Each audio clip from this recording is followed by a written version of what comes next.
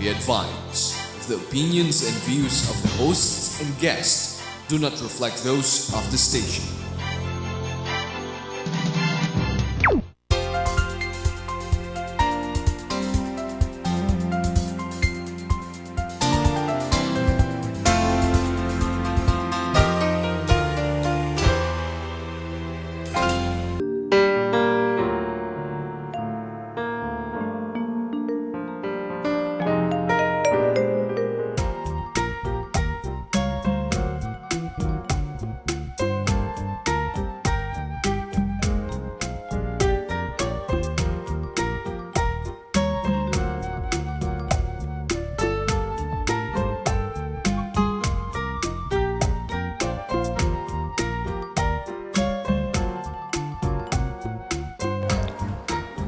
Hi, good evening.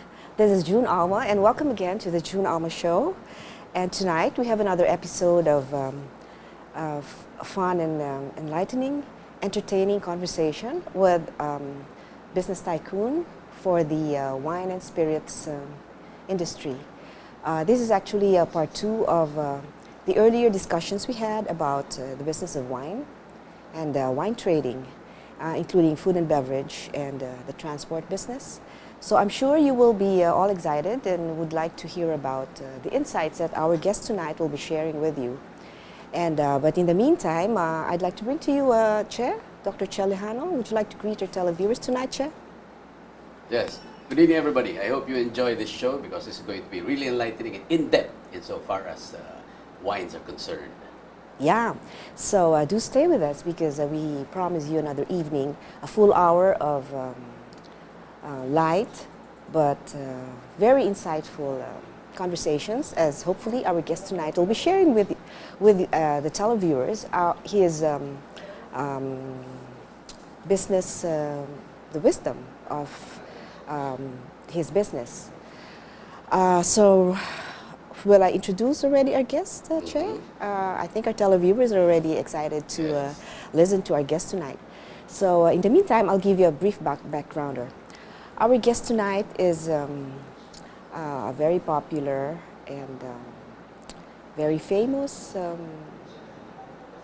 wine entrepreneur. He has actually he is actually the moving force behind his family business of wine merchandising or wine trading.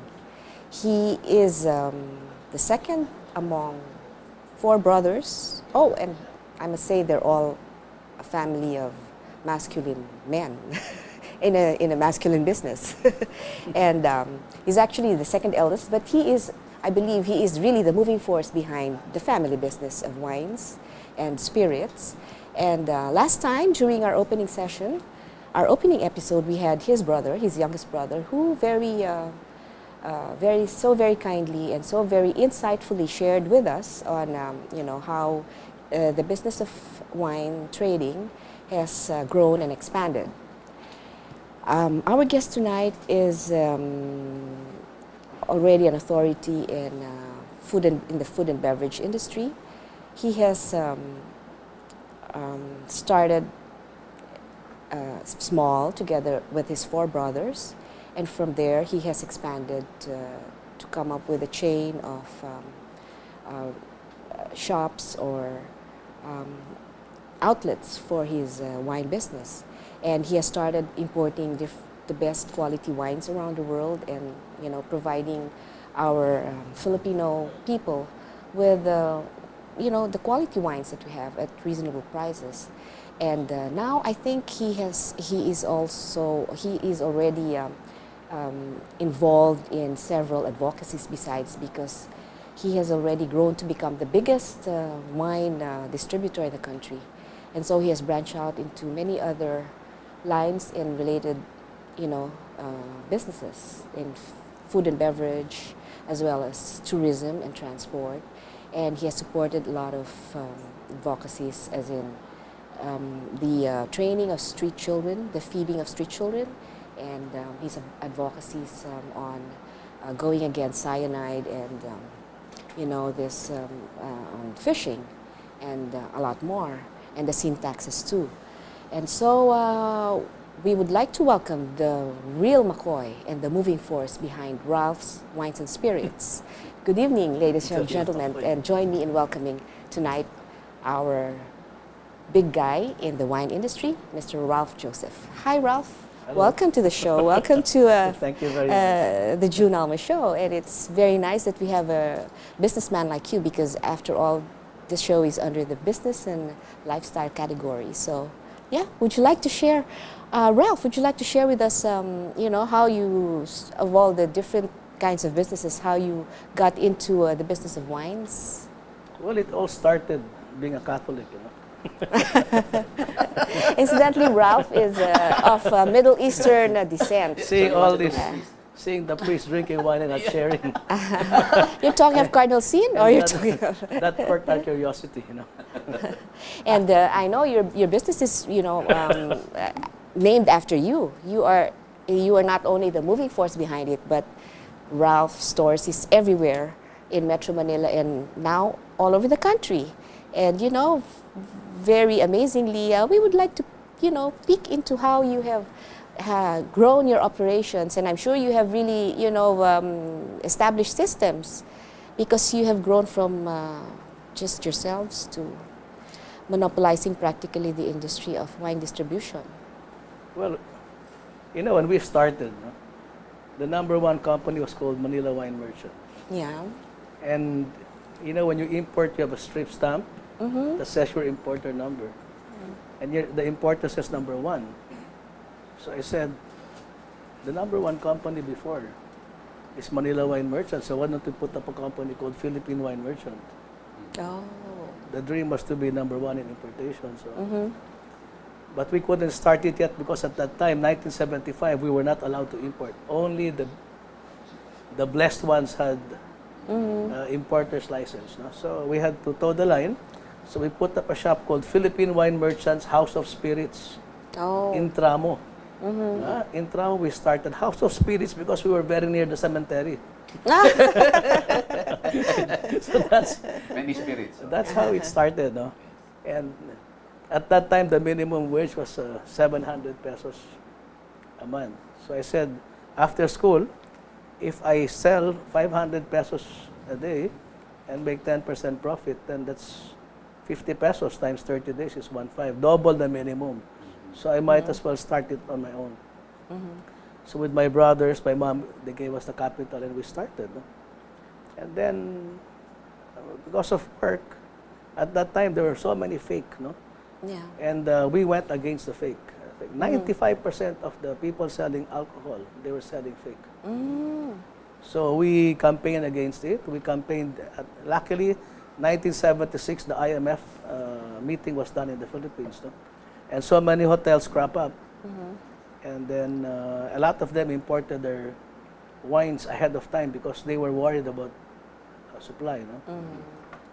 And fortunately, there was an oversupply. So we were buying from the one hotel and selling to the other hotel. And that's how we started making our business, no? Even if we had no importation. No? And then during the time of Cory Aquino, importation opened. So by 1988, we were able to start the importation. So that's when we differentiated Philippine wine from Ralph Wines and Spirits. Philippine Wine Merchant became the importer. Philippine wine started going abroad. We went abroad. We sought good brands. No? And then to separate our retail, we called it Ralph's. So Ralph Wines and Spirits does only 100% retail, while it is Philippine wine that does the distribution to hotels, restaurants, and supermarkets, and other places. No? As well as importation. And that's the importation. Yeah. Yeah, I noticed that even your family, your brothers are all, with names starting with R, and even your children are all with names starting with R. So does this have anything to do with the lucky business letter or something that you are, you stick to the letter R? No, I think it's just the tradition of our parents. No, like in my family, in my dad's family. The JJs were JJs, the AJs were AJs, the RJs were RJs, So we just continued it, you know. So when they say it's an R. Joseph, they know which line Uh-huh. of the Joseph, I see. which father. Yeah. Oh, Ah, yeah. It's easier, no? Yeah, yeah. The AJs are the cousins, no? The RJs are from, Yeah. So yeah, and I know you know your last name Joseph is obviously foreign name. yeah. And where are your roots? Are this Middle Eastern? Well, my or grandfather, father's side, is from Syrian Iraqi, of which they had two. They had a war, and the other one's having a war. yeah, yeah. And then my grandfather, mother's side, is from China, Lim. And both grandparents are Spanish. We're from Vigan and Spanish from Manila. And of course, the Spanish bred with the Filipinos, so we're 1/4 of everything. Middle East, Yeah. Far Oh, East. that's very nice. So even your business reflects, you know, importation of well, you said your suppliers were like Spain, Italy, Yeah. and then you have Chile Yeah, and the U.S. and you have Australia. yeah. Yeah, that's like, are you learning from, because I sort of could sense that you are now beginning to turn around and try to build up your own manufacturing to support the local industry and to sort of give back, right? So it's like, are you learning from the importations and, you know, the patronage of your foreign lineage and your foreign business contacts, and therefrom develop something that is exotic and just, you know, uniquely ours? Yeah. Because after all, the Filipino is also a mixture of many cultures and bloods. So are you planning to have your own manufacturing facility locally? We have the Philippine facility wines? already. Yes. Oh, It's good. being prepared. It's in Yeah. Subic.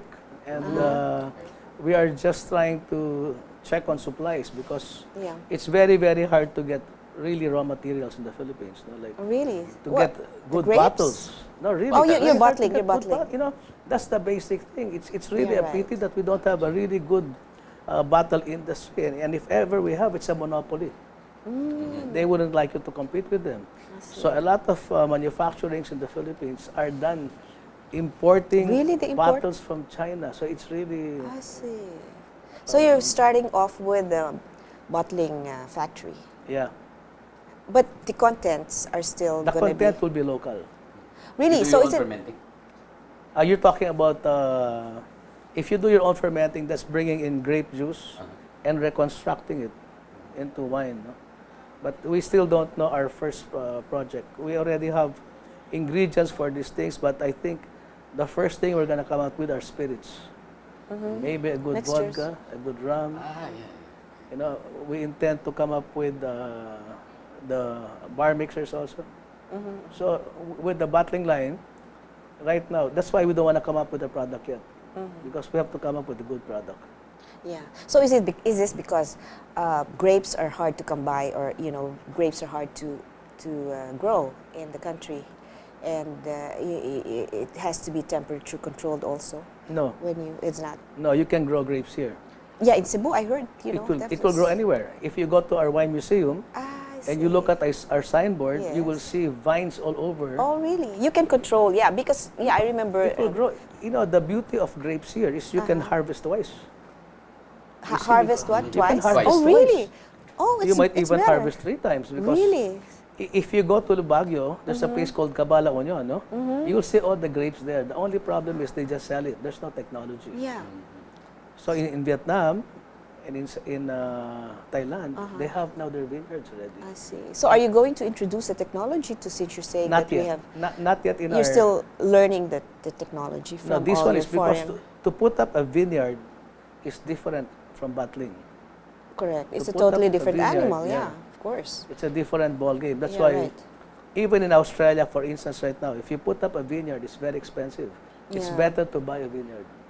To buy a what? To buy. Buy the vineyard. The vineyard. There's a lot available. Oh my goodness. Yeah. It's like growing a rose garden when it's also not only but you know it entails a lot of care, and to be able to come up with one beautiful rose means that it put in a lot of time and effort and Of which the And money Filipino too. can. oh yeah, of course. If you we have all notice, the skills and the talent, yeah. if you notice the economics, what the Europeans gave the Filipinos, they gave the products that are hard to harvest and hard to plant. They gave us the coconut tree, which you have to climb up and get it. They gave us the sugar, which you have to cut every year and plant. But they kept the grapes. The grape you just plant once, it will last for 100 years. Really? Yes. You don't need to keep planting and planting. No. like the You just seasonal. prune it and Yeah. then you harvest. Oh, you mean you can plant grapes anywhere around the world yes, too? you can. Really? Oh, Yeah. great. So, So then the that should be a easiest good. job Oh, was with them. I see. They gave us the hard job. part. Yeah. Yeah. I see. But anyway, well, that's part of trading. Maybe the other side of the negotiating table. Usually, whatever you have, then you bring to the table. Whatever they don't have, then, or whatever the other party has, then that's what you try to trade for. Yeah. So anyway, we should like to, we would like to get more insights about the way you run the business, Ralph. It's very enlightening. So stay tuned.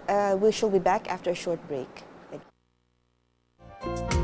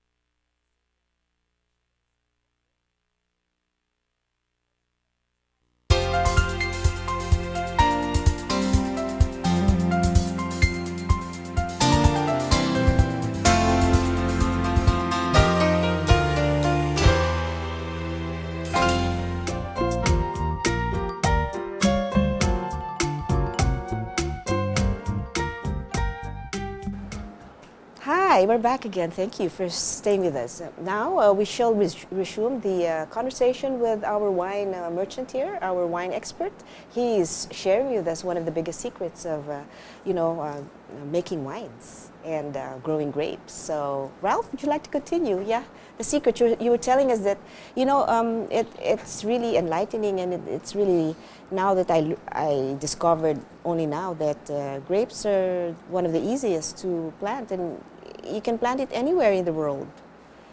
And And you mentioned that it will last for 100 years. Yeah. There's hardly any labor involved. Yes, Oh my because there are vines that last for 100 years. yeah, There are vines that last for 50 years. It really depends. No? And I found out that, when you grow, I used to see the vines that tall, no? And now when you go to Europe, you'll see it short, no? And then I asked them why. Okay? And they said, Ralph, the taller the plant is, the lesser the life of the tree. oh really? The shorter you get it, the better. And Why is that? maybe it's with production, or maybe it has something to do with bonsai. That's why bonsai plant lasts long. I'm not an agriculturist, but the way and normally what they do in Europe is they have certain criteria, like you cannot grow over, let's say, 10 tons. If you grow 15 tons, you can only take away 10. I see. They leave the 5 tons to rot. So it's Why? maybe the quality Yes. control. Price It's not control. quality control. Price Price control. control. Price also. They Supply control demand. the volume, so the price is high. That's what they do. Similar to what they do with diamonds. They don't bring out the diamond so that you Yes. keep the price high. I see. Yeah. So, but then they leave the extra 5 to rot. I don't think Yeah. that's smart enough. So because what- if they have 5 extras. Okay, so what they do now to maximize the quality, they start, when the buds come out, they start pruning some buds and cut the production of grapes. Oh. So what happens? They hit one, they get the production, and second, the intensity of the fruit is stronger. Then you come up with quality Better. wines. Oh, I see. So they hit it Higher price. every way. also. They hit it Yeah. quality-wise and price-wise. The economics of Yeah. So it was really nice, and to discover that as early as, when was that? What century was that ago? That our forefathers have really been initially, and essentially they were really traders or merchants, and so they brought in the goods that you were saying, Ralph, that they sort of gave away or gave away to the Filipinos or the Indios the difficult tasks or the goods that were The harder task, the harder harder job. tasks. More labor-intensive Yeah. product yeah were They gave given it to to us. us. yeah right and They gave it to Malaysia. They gave it to India. yeah, because we were not traders And early you mentioned on. coconuts and Coconut. They gave it to Vietnam. Look Uh-huh. at Malaysia. Palm oil. They don't want to climb the tree. the grapes are short. Yeah. Yeah. It's just there. They can do it. And then, so actually the locals are more hardworking. If you notice, imagine planting the sugarcane and then harvesting it and Yeah. then clearing the field. That's a lot of work. I know. While for the grape, Yeah. well, the only thing that's really something like them is the coconut tree, but they don't want to climb the tree to get the nuts, you know. Yeah. Because maybe early on there was like a brainwashing that, you know, the only resource that the Filipinos had were labor, mostly labor. So the Filipinos were sort of led to believe that the labor was the only resource they had or gift they had, and so they would, you know, The biggest problem tolerate. in Europe right now, labor. Why? Yeah, because they lack human resource already. No, actually, lazy people. Here you are. You're working. Yeah. You know, you have a lot of good workers in Europe, of course. No? They're working, and then there are people that don't work. Yeah. And these people that don't work, they are the ones demanding the money. They're the ones causing all this riot. Yeah. They're the ones complaining. Correct. But sometimes And these are the yeah. ones not working. Correct. But sometimes maybe it's a matter of putting value into which area, because sometimes, you know, the value chain, or you put value into some mental skills, more value vis-a-vis brawn and muscle. But if people will sort of reinvent or return the wheel into putting value again. I mean, everybody has his own gift, and when you come into the negotiating table, you bring your own gift, right? That the other party doesn't have. And so, if you bring together all the gifts, then ideally it should be of all the same value, so that altogether they would come up with 100%. But you know, maybe early on it's like some dirty tricks of trade, which we would have learned later on, just now. But it didn't mean that the Filipinos were less intelligent. Maybe it's just, you know, an attitude problem also, that we allowed them to brainwash us in that way. Do you think it was that way, Ralph? Take the example of the Philippines, which is the best example. You have the minimum wage law. The minimum wage law was done to please, first of all, the politicians to get votes. Okay, that's what the minimum wage law was done. Here you are producers. You are the ones putting money to the economy, giving salary. And then you have a labor problem. The guy made the mistake, he's bad, he stole, and you cannot fire him. Because if you fire him, he already stole, committed the crime, it is against the law. So what happens is the guy pulls out his factory and brings it to Thailand. Okay, we have so much, let's say we have 13th month. I think we're the only country with the 13th month. And then we have so many vacations, which they also made it even a tourism. So productivity, the Philippines has gone down. So I believe, okay, you can have minimum wage law for skilled. Then you have to have a certain level for workers, because what happens is these companies that hire them, cannery, etc., they are hiring them at 200-300 pesos, which is actually against the law. But if they don't do that, these people will not have any money. So you might as well do that, give them jobs and make them honest people. You even make the factory honest, and then you give more jobs than these people being idle. You see them in the streets not doing anything. Yeah. Yeah. So, you know, we should adopt the policy as no work, no pay, Yeah, of course. of which we're not adopting. So you want productivity? No work, no pay. Right. Simple. Yeah, but your your business is like a family business, and Yeah. in the business scenario, I think that is the ideal to put up a family business, and although there are what do you call this, business ethics and rules that goes without saying that, for instance, in big companies, if you have a relative there, you are automatically considered not unhirable, because essentially I think the wisdom there is that when relatives are working in the same enterprise, then it lowers productivity, right?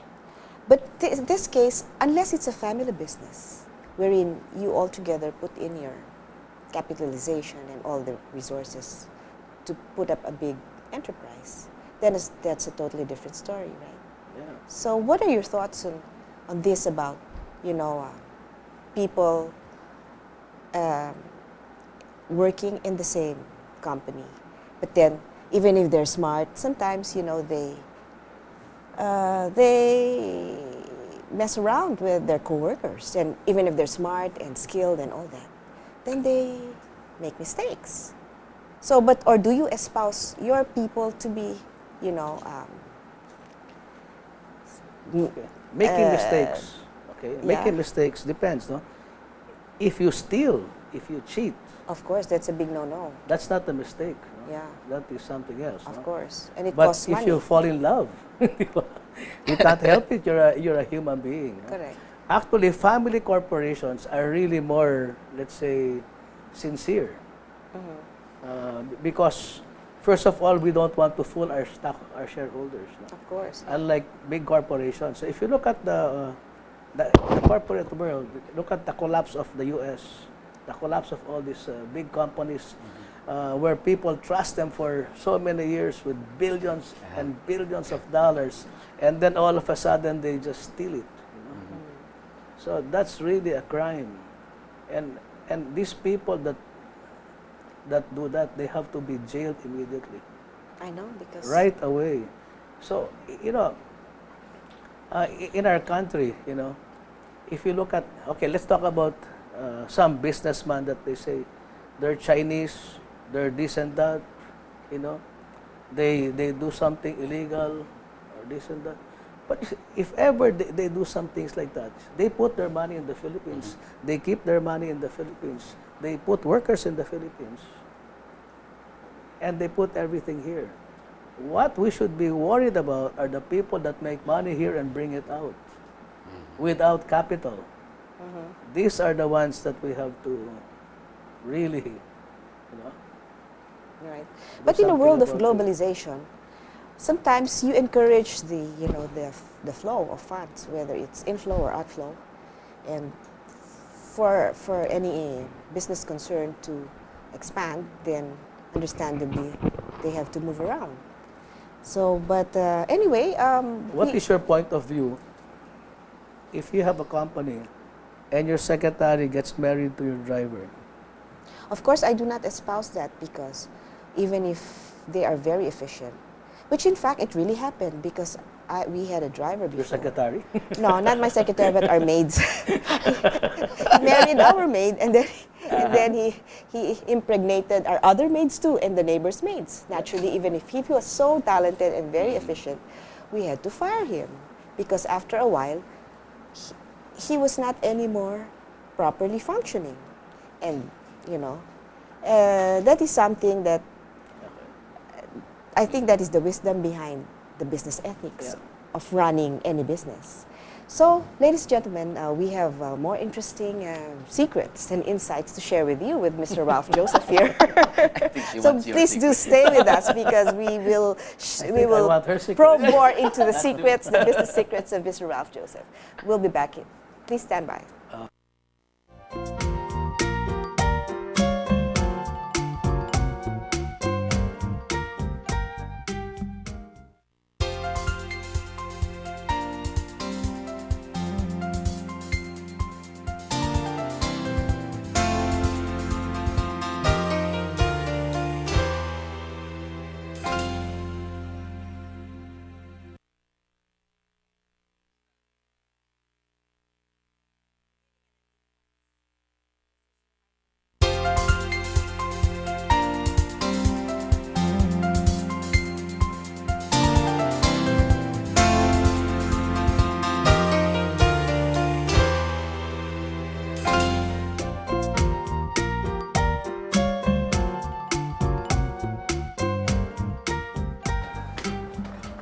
Hello there. Welcome back to the June Alma Show. This is June Alma, and when we're on the last segment of the June Alma Show, and this is supposed to be the heart and soul segment of the June Alma Show. So, Ralph, tell me. I know we all know that your business is a family business, and just like any, business in the country and everywhere. Even big businesses have essentially started as family businesses. For instance, the Schumart Group is a family business, or the Gokongwei Group is a family business.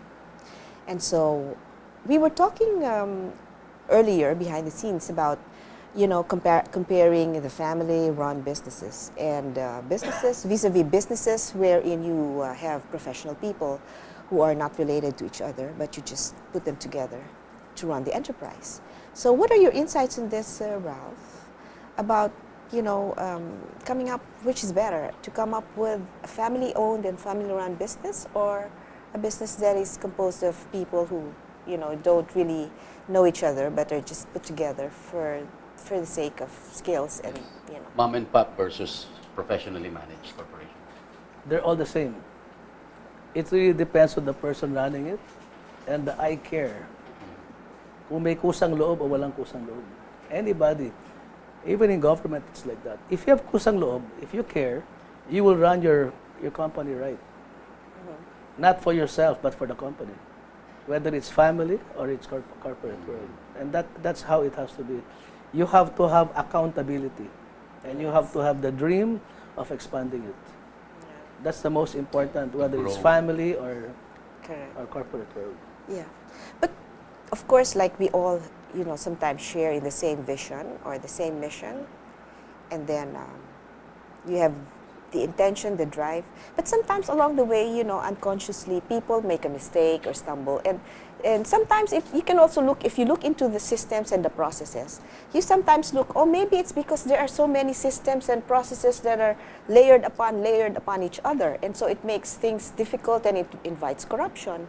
Although your intention is good, your intention is noble, sometimes if your systems are not in order, then it just screws up the whole thing. So I'm sure your systems are simplified, Ralph. Yes, it's very simple because in a family business, if you are involved with the business, you're the only one that gets paid. Yeah, right. If you're not involved, you don't get paid. Right, correct. You can get your shares, so you can get your dividend. Correct. So there's more but you cannot initiative. get paid because if you start paying everybody, you might be top heavy and you'll close down, and that also goes to a corporate business. Right. In a corporate business, you're not performing, they kick you out. No questions asked because they have to put the next person, or else they're answerable to a board. And especially if it's a public corporation, you have to really take care of the public. Shareholders. Yeah, the shareholders. Yeah. So it's really good that you're talking about overhead, and if even if people don't perform, if it's just for the sake of providing jobs or getting a job just to survive, so even if the employee does not perform, then there is a conflict there, whether in fact you should retain the employee who is just lazy and screwing up, and only because he has a stable job, or of course in the name of also keeping the business, the bottom line, profits and all that. After all, it's also a way of teaching the human resource how to maximize and Then bring profits. Then I'll right? question. I have this question. Okay, this is why I'm not really pro-labor. Why? Because you become not efficient. Yeah. If you go to the United States and you work, being a waiter, for instance, you make a lot of money on your tips. No? If you're lazy, you get kicked out. There's a person next in line. And there you really have to work to make money. Okay? If you love your work, there is no way that you'll fail. So here in the Philippines, what's happening is these people are protected. Even if they don't like their work, they're there, and you can't kick them out even if they do bad, because even if they did something bad, you're wrong. The Right. assumption of the labor arbiter or what is, you're always wrong. I think that's really bad, and they have to change that because we have to be pro-business. The Philippines is open for business. We have to be pro-business, and from the time you register all the way to you get your license and you operate, everything is pro-business, and that's the only way our economy will grow. Pro-business. What about you, Dr. Che? Do you have any other, questions? No, insofar as that's concerned, the security of tenure is should be tempered by productivity also. Yeah, There yes. should be a yardstick by which your productivity should be measured, Correct. such that, as you were saying, if you are productive, then you will be retained. If you Yeah. are non-productive, you should be taken out and replaced with the next guy in line. I always explained this before. Remember, we had a radio show. Yeah. When, because people do not really understand, and of course, that depends on the level where you are. If you are at that level where you're only a wage earner, you will not understand why you're not being paid this much, when actually there are too many laborers for too little jobs. And the only way, as you said, to make everything better is to have more businesses and increase productivity, Yes. so that there will be more jobs and there will be less labor to employ, so wages are going to go up. That's exactly how it's going to fare. But, however, with the time left now, what I think we should talk about is the specialization of our guest, which is wines. go back to so wines. I'd like to have some recommendations. Like in the Philippines, you notice that in the Philippines, the taste in wine or whatever spirits we have is the sweet side rather than the dry, which is not sweet. Totoo naman yun. No? It's always a pyramid. Mhm. Like when you were a kid, you like to eat bacon, hot dog, all this food enforced with taste, no? And you don't like to eat ampalaya, you don't like vegetables. Oh, No? And as you get older, you get to appreciate it. No? So when I was a kid, I used to see my mom and my dad drink beer. And when I tried drinking beer, I said, oh my goodness, what a taste. No? I'd rather drink Coke. yes. May advertisement pa, no? No, really, ah. So, as you get older, then you start drinking, no? Then you start appreciating it. So it's like, the first taste you get is you will enjoy something sweet. So sweet is always the entry point. And then as you drink, on a stretch, you want dry. You get bored. So you cannot drink something sweet continuous. Maybe 1 glass, 2 glasses.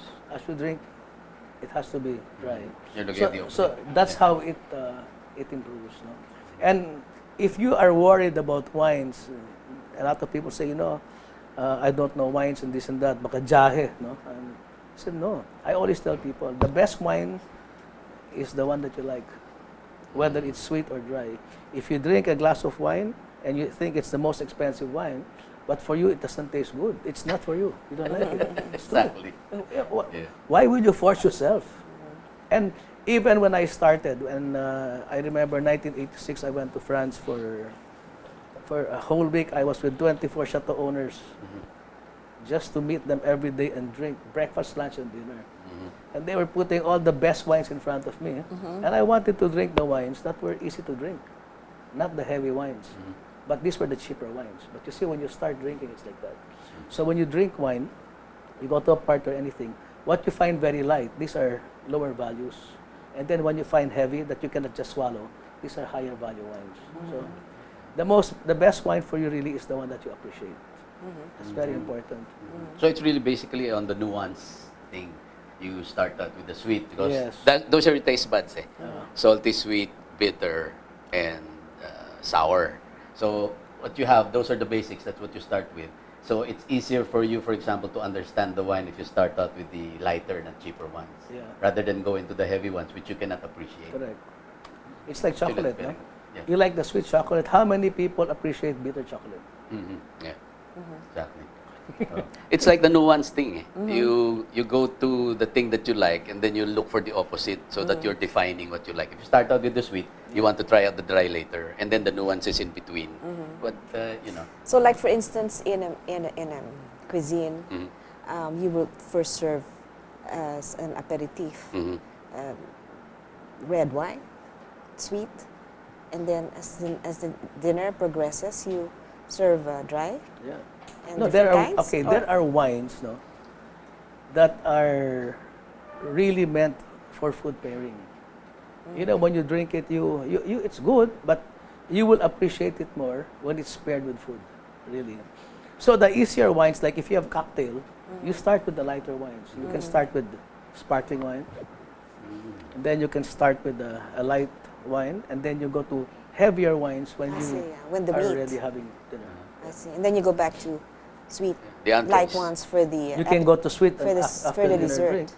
But the taste of the Filipino is they really still want to eat something sweet after. Yeah, Yeah. to But define the would you- salty and the oily things. that how would you educate the partake. Filipinos? Because our food is not really, paired with wine. It's more like paired with beer. Mhm. So how would you? That's not true. I don't believe that because I just came from Europe, okay? And before I was thinking about this country has the best food and this and that. And Spain is this and that because we neglected Spain. Mhm. But if you really look at the Spanish food in Europe, it's one of the best. We also run a Spanish restaurant. I was in Italy, I was in France. After a while, I was getting bored with the food. And you don't get bored with the Spanish food, no? And yet, you shouldn't be bored with our Filipino food. Because the Filipino food is more complex than the Spanish food. Why? Because we have Spanish, we have Chinese, we have Arab, we have American, and we have Japanese. And I think the Dutch was here for a few years. No?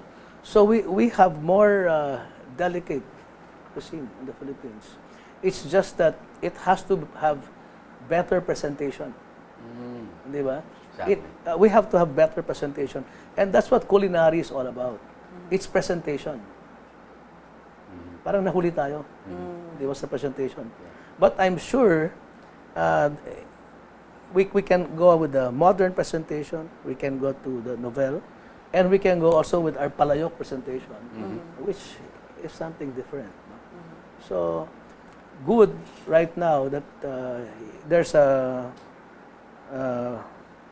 flash or a rush of culinary schools coming up. No? Yeah. And you will see the Filipinos in the very, very near future really excel. Yeah. We will excel. Funny you should say that, because exactly what our problems are packaging.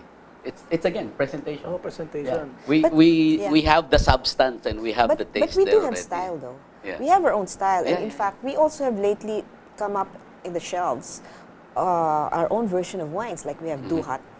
Is that Duhat wines and Mm-hmm. Yeah. All our Guyabano fruits wines? have wines now. Yeah, fruit wines. Mm.